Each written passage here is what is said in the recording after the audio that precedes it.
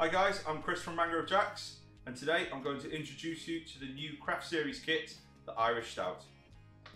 You can make 23 litres of this popular beer style using the quality ingredients in this kit.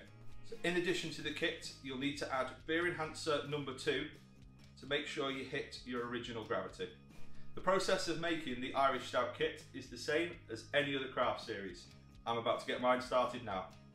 As with all of the craft series beer kits, we've specifically selected one of our premium craft series yeast to suit the beer style.